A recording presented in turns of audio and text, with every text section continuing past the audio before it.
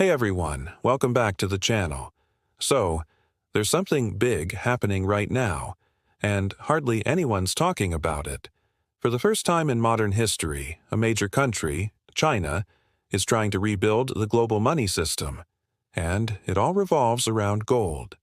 Yeah, actual gold, the shiny metal that's been the symbol of wealth for thousands of years.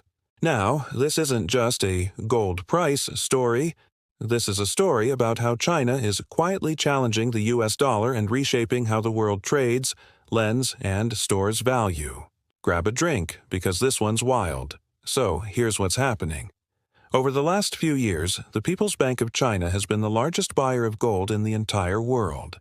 While most countries were buying US Treasury bonds, China and its allies were doing the opposite, selling treasuries and buying gold. Why?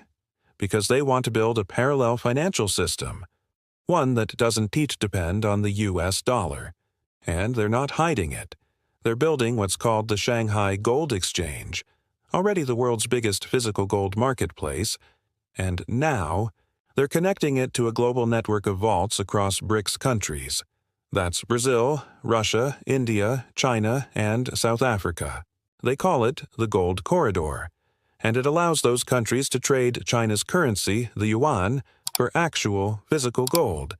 And that, my friends, gives the yuan something the dollar lost a long time ago: trust. Let's rewind a bit. For decades, almost every country trusted the US dollar. About 70% of global reserves were once stored in dollars. It was the safest asset in the world. But then, in 2022, the US froze $300 billion of Russia's foreign reserves. And whether you agree with that move or not, the message to the rest of the world was loud and clear. If your money is in dollars, it's not really yours. That moment shook global trust. Countries began asking, wait, if that could happen to Russia, what if we're next? So central banks started quietly selling US assets and buying gold instead. And who's been leading that movement? Yep, China. Now, here's where it gets really interesting. As soon as trade tensions started under President Trump, China began publicly buying gold at record speed and letting everyone see it. That's important, because if they wanted to, they could buy in secret. But showing the world their gold hoard says, we don't need your treasuries anymore. We have real money. Officially, China claims around 2,300 tons of gold. But experts believe the real number could be closer to 5,000 tons when you include state banks and funds that aren't required to disclose. That's massive.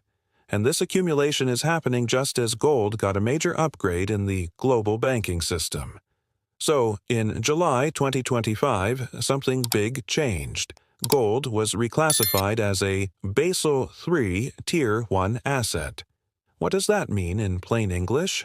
It means that for banks, gold now counts just like cash or US treasuries on their balance sheets.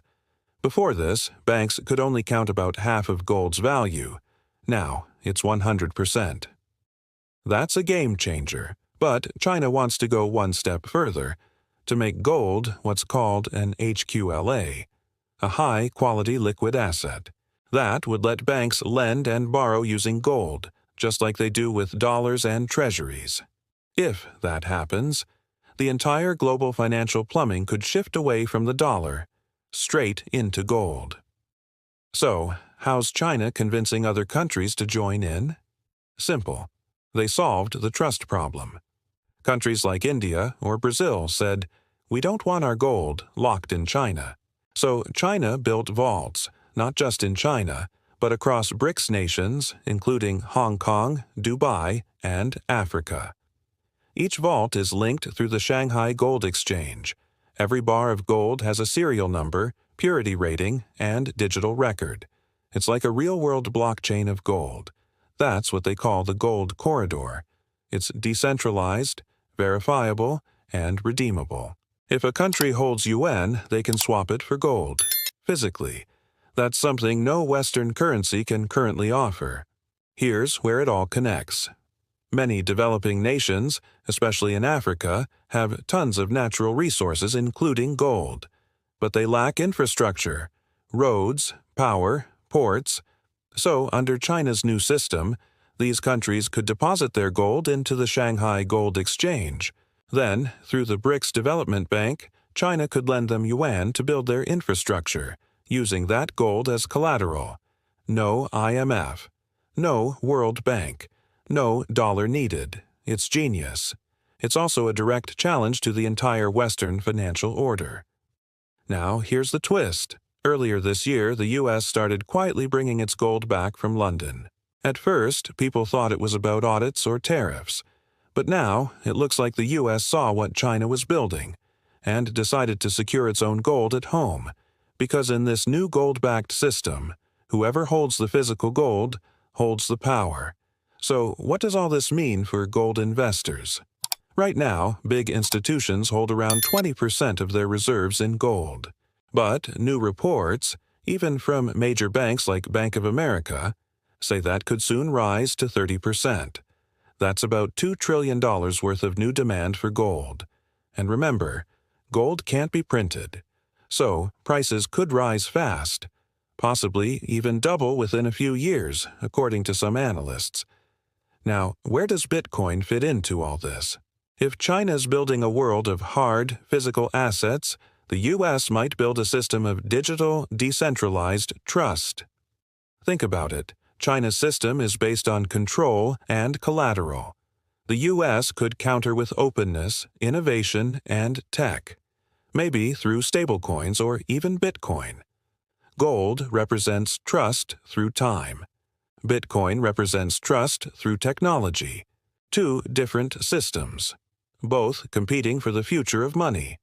For the first time ever, we could be entering a multi-monetary world, where nations and people can choose the kind of money they trust most. One backed by gold and control, led by China and the BRICS. The other backed by technology and transparency, led by the U.S. and the West. It's not one versus the other. Both could exist side by side.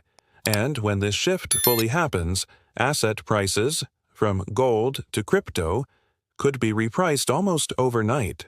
So, what do you think? Is this the dawn of a new financial era, or just another economic power play? Either way, what China's doing with gold right now could reshape global finance as we know it. If you found this video eye-opening, hit that like button, share it with someone who loves financial history, and subscribe for more deep dives like this one. I'll see you in the next video. And remember, sometimes the biggest stories in money aren't in the headlines. They're hidden in the vaults.